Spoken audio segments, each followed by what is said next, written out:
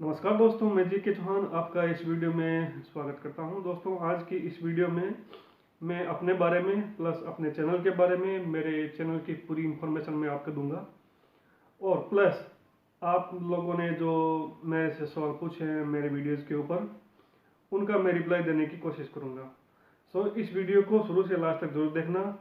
हो सकता है कि आपके किसी सवाल का जवाब इस वीडियो में मिल जाए। फ्रेंड्स, सबसे पहले शुरुआत करते हैं मेरे इंट्रोडक्शन से। मेरा नाम है जी.के. चौहान, फुल नाम कहें तो गोपी किशन चौहान, और मैं भारत के राजस्थान राज्य से बिलोंग करता हूं और 3 साल से करीबन यहाँ पोलैंड में हूं। और 2.5 साल पहले मैंने ये चैनल शुरू किया था, क्योंकि जब मैं पोलैंड आने की फिराक में था तो मैंने यहाँ के यूट्यूबर्स के, हिंदी यूट्यूबर्स के काफ़ी वीडियोज़ देखे। उनमें मेरे को मेरे काम की जानकारी नहीं मिली। उनके वीडियो ज़्यादा जानकारीप्रद है ऐसा मैं मानता हूँ, ऐसी कोई बात नहीं है, मैं उनके लिए कुछ भी नहीं करना चाहता, लेकिन मुझे जो जानकारी चाहिए थी वो मुझे नहीं मिली। इसीलिए मैंने ये चैनल बनाया, माई लाइफ इन पोलैंड। जैसे कि आपको नहीं मालूम चल जाता है कि माई लाइफ इन पोलैंड, सो ये चैनल ऑलमोस्ट मेरे ऊपर ही है, यानी कि मैं अपने खुद के एक्सपीरियंस यहाँ पे शेयर करता हूँ और यहाँ से जो भी मैं छोटी छोटी जानकारी देता हूँ वो एकदम सटीक और सच्ची जानकारी होती है, उसमें कोई झोल झाल वाली बात नहीं होती। अब बात करते हैं इस चैनल के बारे में कि इस चैनल पर वीडियो बहुत कम आते हैं। तो इसका भी एक कारण है। जब मैं 10 महीने पहले, यानी कि मैं कोई काम पे था, यानी 10 महीने तक कोई काम पे था, तो मैंने ये चैनल बंद रखा था उस समय, क्योंकि मैं आपको बता देता हूं कि मैं कोई प्रोफेशनल यूट्यूबर नहीं हूं। यूट्यूब मेरा प्रोफेशन नहीं है। ये चैनल मैंने कोई पैसा कमाने के लिए नहीं खोला है। यदि मैं ये चैनल पैसा कमाने के लिए खोलता तो आज तक सक्सेस भी कर देता। ये आप विश्वास मान के चलिए, यदि मेरा पैसा कमाने का टारगेट इस चैनल से होता ना, तो आज तक ये चैनल सक्सेस हो जाता। अब आपको ये वहम हो रहा होगा कि ये इतना विश्वास से क्यों कह रहा है, उसका भी जवाब आपको इस वीडियो में आगे मिल जाएगा। खैर, मैंने आपको बता दिया मैं कोई प्रोफेशनल यूट्यूबर नहीं हूँ। यूट्यूब मेरा कोई प्रोफेशन नहीं है और पैसा कमाना इस चैनल का कोई टारगेट नहीं है। हाँ, कई विषय ऐसे हैं जिनके ऊपर मैं वीडियोस नहीं बना सकता, यानी कि कई बार मेरे को समय भी नहीं मिलता। जैसे कि मैंने अभी आपको पहले बताया कि 10 महीने तक तो चैनल ही बंद रहा। खैर, इसके बाद में आपने मेरे कुछ वीडियोस को पसंद किया, जैसे कि पोलैंड करेंसी वाला सबसे वायरल वीडियो था इस चैनल का। सो उसके लिए बहुत बहुत धन्यवाद, और आपने मेरे चैनल को सब्सक्राइब किया उसके लिए भी बहुत बहुत धन्यवाद। अब मैं आपको बता देता हूं कि यहाँ पर इस चैनल में आपको केवल पोलैंड के बारे में जानकारी नहीं मिलेगी। यदि मैं कोई दूसरी कंट्री में भी जाता हूँ तो उस कंट्री की भी यदि कोई छोटी छोटी जानकारी मेरे पास होगी तो मैं आपको जरूर प्रोवाइड कराऊंगा, ऐसा मेरा आपसे वादा है। खैर, अब मैं आपको लेकर चलता हूँ क्वेश्चन और आंसर में, जहाँ पे आपके द्वारा पूछे हुए सवाल, उनमें से कुछ सवालों का जवाब मैं आपको दे देता हूँ। दोस्तों, एक मोस्ट क्वेश्चन आता है मेरे पास में कि अबाउट पोलैंड करेंसी, कि भाई हमारे पास पुराना नोट है, इसकी क्या कीमत है। तो मैं आपसे कहना चाहता हूं कि अब पुराने नोट की कोई वैल्यू नहीं है, कोई भी वैल्यू नहीं है। हो सकता है कि आपको 15-20 रुपए मिल जाए, इससे अच्छा है कि आप उस नोट को सजो कर रखिए, कम से कम एक यादगार के तौर पर कि भाई मेरे पास पोलैंड का पुराना नोट है, और उसकी कोई वैल्यू नहीं है। सो ये आपके मोस्ट सवाल का जवाब हुआ। अभी दूसरे नंबर पर बात करते हैं मिस्टर भूमिक देसाई। मैंने अपना लैपटॉप खोल के रखा है, यानी कि छोटा सा एक लैपटॉप भी है, तो वहाँ से मैं आपके क्वेश्चन रीड कर रहा हूँ और आपको डायरेक्ट जवाब दे रहा हूँ। भूमिक देसाई लिखते हैं ये वेज वाली वीडियो पे, इंडियन वेज वाली, cooking food in the Indian food in the Poland. Monthly vegetable कितने का पड़ता है और हाउस रेंट कितना होता है।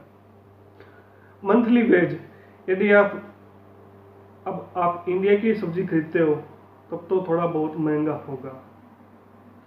अब मैं आपको बता नहीं सकता कितना महंगा होगा, यानी कि ये चीज़ आप यदि यहाँ के पोलैंड के जैसे छोटे मार्केट होते हैं, जैसे किसान बाज़ार होते हैं, यानी किसान बाज़ार एक प्रकार से लमसम जैसे सब्जी मंडी होती है ना, वैसा ही होता है। और आप यहाँ के बड़े शॉपिंग मॉल से भी ले सकते हैं। और बाकी इंडिया की सब्जी तो यहाँ पर एक्सपोर्ट होके आती है, तो उसमें तो थोड़ा बहुत ज़्यादा पैसा लग जाता है। और बाकी ऐसे ठीक ठाक प्राइसेस रहती है। थोड़ा सा हो सकता है कि भाई थोड़ा बहुत डिफरेंस देखने में मिल जाए, इंडिया से कम डबल पैसे में यहाँ पे मिल जाती है। यानी कि यदि आपके इंडिया में 20 रुपए किलो टमाटर हैं, तो यहाँ पर करीबन 40 से 50 रुपए किलो, यदि इंडिया के हिसाब से आप मैनेज करते हैं। तो बाकी यदि आप यहाँ पे आ गए हैं तो फिर वहाँ की रेट से कंपेरिजन करना भी नहीं चाहिए। खैर, यहाँ पे हाउस का रेंट, जैसे कि मैं यहाँ से सिटी सेंटर से करीबन 8 किलोमीटर दूर रहता हूँ, और इस मकान का रेंट यानी कि 40 स्क्वायर मीटर में ये मकान है। एक रसोई है, एक कमरा है, छोटी सी बालकनी है और स्नानघर है। इसके पूरे यदि रुपए में बताऊं तो आपको करीबन 800 से 900 जोल्टी है इसका किराया, यानी इलेक्ट्रिक और गैस सहित इसका किराया रहता है।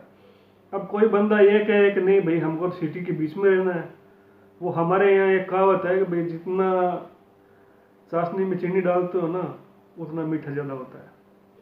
तो यदि आपको सिटी सेंटर में रहना है तो फिर तो किराया आप समझ भी सकते हैं कि कितना हाई भी रहेगा। खैर, इतने में ये मैनेज हो जाता है, यानी कि 800 से 900 तक यदि साधारण यदि कोई आदमी मकान लेके रहे तो 800 से 900 जोल्टी में हो जाता है। फिर आगे लिखते हैं कुलविंदर सिंह बटिंडा। सत श्री अकाल भाई जी, गुड अफर्ड। अब भाई जी ना कहो यार, चलो आपके छोटे भाई हैं। और सत श्री अकाल आपको भी, और जो भी पंजाबी भाई इस चैनल को देखते हैं उनको सबको सत श्री अकाल। वाहेगुरु जी का खालसा, वाहेगुरु जी की फतेह। अगला सवाल लेते हैं। ये दीपक पाल, क्या टूरिस्ट वीज़ा पर टीआरसी अप्लाई कर सकते हैं और कितना टाइम लगता है? सही बात है, यदि आपके पास टूरिस्ट वीज़ा है तो आप टीआरसी के लिए अप्लाई कर सकते हैं, लेकिन अब थोड़ा ध्यान से सुनिएगा। आपके पास एक स्ट्रॉन्ग रीज़न होना चाहिए, यानी कि जिस कारण से आप यहाँ पर टीआरसी की अप्लाई करना चाहते हो वो कारण स्ट्रॉन्ग होना चाहिए, उसमें थोड़ा सा दम होना चाहिए। जैसे कि मैं अपना बताता हूँ कि मैं यहाँ पे पार्टनरशिप के बेस के ऊपर हूँ। अब देखिए, आपके सवाल का मैंने कहा था ना, इसका जवाब आपको आगे मिलेगा वीडियो में। मैं यहाँ पे मैरिड हूँ और पुलिस गर्ल के साथ मैरिड हूँ, और यहाँ पर पार्टनरशिप के बेस के ऊपर हूँ, इसीलिए मुझे टीआरसी मिला, क्योंकि मेरा जो कारण है वो स्ट्रॉन्ग है, यानी कि उसमें कुछ दम है भाई, इसीलिए मैंने टीआरसी का अप्लाई किया और मुझे मिल भी गया। Alfred Martin, hello sir, can you share the agent details and employ details? ये कमेंट आ रहा है, how much is my salary as a factory worker in the Poland. So it seems you cannot understand Hindi, so I will reply your question in the English. So Mr. Martin, actually from which agency I go to work here in Poland, that agency is already closed, and we are not able to share with you the employee details because it is impossible. It's not our right to share with you the employee details. I am sorry for it. खैर, मैंने हिंदी में इनको जवाब दिया है कि भाई जिस एजेंसी से मैंने पहला अपना जॉब पाया था वो एजेंसी अभी बंद है। उसके अलावा यदि आप कोई दूसरी एजेंसी सर्च करना चाहें तो यहाँ पर पोलैंड में बहुत ज़्यादा एजेंसी हैं। अब ऐसा नहीं होगा कि यार आप यहाँ वहाँ इंडिया में बैठे हो या पाकिस्तान में बैठे हो, बांग्लादेश में बैठे हो, वहीं से उनको फ़ोन करके पूछते हो भाई आपके पास में कोई जॉब है या मुझको जॉब पे बुला लो। ऐसा कुछ नहीं होता यार, ऐसा हकीकत में कुछ भी नहीं होता है। यदि आप पोलैंड के अंदर हैं तो ही आप काम के लिए अप्लाई कर सकते हैं, और यदि आपके पास टीआरसी और सारे वैलिड पेपर हैं तो ही अप्लाई कर सकते हैं। ऐसा कुछ भी नहीं है कि भाई आप वहाँ से फ़ोन करो भाई हमको वहाँ बुला लो या वर्क परमिट बुला लो, ऐसा कुछ नहीं होता भाई। यदि आप ऐसा सोचते हैं तो ये अपने दिमाग से उतार दीजिए। यदि आप यहाँ पर हैं तो आप वर्क के लिए अप्लाई कर सकते हैं, जैसे कि मैंने किया था। हुसैन सहदेब, हुसैन सहदेब ये लिखते हैं पोलैंड में, जो मैंने वो ड्राइविंग लाइसेंस वाला वीडियो बनाया था ना उसके ऊपर, कि भैया सारा पैसा जोड़ के बता देते लास्ट में कितना समय लगा वो जोड़ के बता देते। यार सॉरी, मैंने पहले आपको बता दिया कि मैं कोई प्रोफेशनल यूट्यूबर नहीं हूँ, कई बार आवाज़ की थोड़ी दिक्कत रहती है, तो भाई इसके लिए सॉरी। और यार हो सके तो इस वीडियो को आप ईयरफोन लगा के सुन लो, आपको पूरी पूरी जानकारी इस वीडियो के अंदर है। यदि इसके बाद में भी आपका कोई सवाल रहता है तो मुझे ज़रूर कमेंट करना, मैं आपका जवाब देने की कोशिश करूँगा। आगे सवाल में लेते हैं Rahul Madhavdiya. Sir, food packing company के बारे में कुछ वीडियो बनाएं और सैलरी कितनी है वो भी बताएं।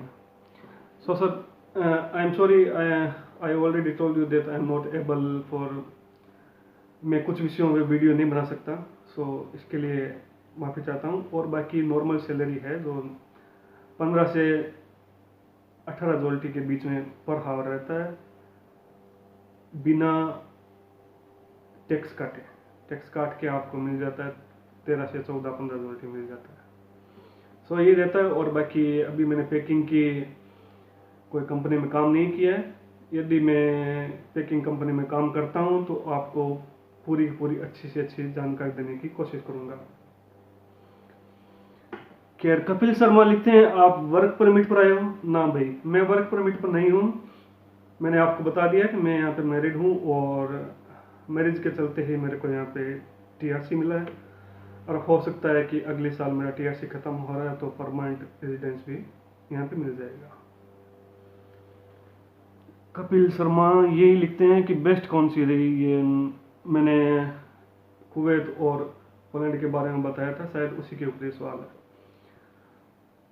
सीधी सी बात है, गल्फ के सामने तो, यानी कि पोलैंड के सामने गल्फ तो कुछ नहीं है। आपको तो मालूम है यूरोपियन लाइफ तो स्टैंडर्ड होती है, और गल्फ में जो भाई लोग मेरे काम कर रहे हैं, चलो वो यहाँ पे आ नहीं सकते, लेकिन वहाँ की लाइफ ज़्यादा इजी नहीं है, यहाँ की लाइफ ज़्यादा इजी है, वर्क लाइफ बहुत ज़्यादा इजी है। सो मेरे हिसाब से तो यूरोप ही बेस्ट है। और बाकी कोई भाई नहीं आ सकता तो उसके लिए तो जहाँ वो जॉब करना चाहें उनके लिए वही बेस्ट है, जैसे कि दुबई और Saudi Arabia. Chitra Naik, you are asking me a question about the Poland, wages in the Poland, vegetable markets, farmer markets in the Poland. So if you are here in Krakow, I will provide you address also. Or if you are able for search, if you are here in Krakow, you can search about these markets also. Here in Krakow maybe 5 or 7 markets, this kind of farmer markets is available. So you can find on by your search, or if you are not able for search, you will write me back. I will provide you address also if you are here in Krakow. No, Dalpreet Singh तो ये पूछते हैं कि अगर job contact नहीं हो तो advocate provide करवाएगा या नहीं, प्लीज रिप्लाई। भाई माफ़ी चाहता हूँ सबसे पहले कि आपके सवाल का जवाब मैं बहुत टाइम से दे रहा हूँ, अभी 2 महीने हो गए शायद आपको सवाल पूछे हुए। खैर, कई बार यदि हो सकता है कि एडवोकेट के पास में यदि कोई एजेंसी की इंफॉर्मेशन हो, वो आपके साथ शेयर कर देता है और आप उस एजेंसी में जाके वहाँ पे उनसे बातचीत करके यदि उनके पास कोई ऑफर होता है तो वो मिल जाता है। और बाकी वकील वगैरह, यहाँ के एडवोकेट वगैरह ऐसी कोई इंफॉर्मेशन, यानी कि इसके अलावा वो टीआरसी के अलावा आपकी कोई हेल्प नहीं कर सकते। कई बार ऐसा चांस होता है, कई बार करवा देते हैं, वो आपके लक के ऊपर डिपेंड करता है। और बाकी उनका ये काम नहीं रहता, उनका काम जब टीआरसी तक ही रहता है, उसके बाद में नहीं रहता। टीआरसी के डिसीजन के यदि समय की बात करें तो करीबन 6 से 7 महीने का वो टाइम पीरियड रहता है। उसमें आपका जो भी डिसीजन रहता है वो आपको दे देते हैं। खैर, ये थे आज के कुछ खास सवाल जो मैंने आपको रिप्लाई देने की कोशिश की। जितनी मेरी जानकारी थी उसके हिसाब से मैंने आपको जानकारी देने की कोशिश की। खैर, वीडियो में बने रहने के लिए धन्यवाद दोस्तों। और यदि आपने मेरा चैनल अभी भी सब्सक्राइब नहीं किया है तो प्लीज़ सब्सक्राइब कर दो, क्योंकि मैं ज़्यादा लाइव ज़्यादा जाता हूँ। यानी कि फेसबुक पे मेरा एक अकाउंट भी है, यानी कि लाइव वीडियोस मेरे को ज़्यादा पसंद है। क्योंकि अब मैं वीडियो बनाऊँ, उसके बाद में एडिटिंग करूँ, उसके बाद में उसके कट लगाऊँ और करना वरना वो सब बहुत ज़्यादा टाइम ले लेता है। इसलिए यदि हो सके तो इस चैनल को सब्सक्राइब कीजिए और सपोर्ट कीजिए। जब भी 1000 सब्सक्राइबर अपने हो गए तो हम पूरी, हो सकता है कि हर दिन या हर हफ्ते एक लाइव में ही बातचीत करेंगे, और जिससे कि और भी लोगों को फ़ायदा होगा। सो मेरे कहने का मतलब आप शायद समझ गए होंगे। So thank you very much for watch this video and we will meet in the next video. तब तक आप अपना और अपने परिवार का, अपनी सेहत का ध्यान रखिए। मैं मिलता हूँ आपको अगली वीडियो में। तब तक के लिए धन्यवाद। जय हिंद। Bye bye.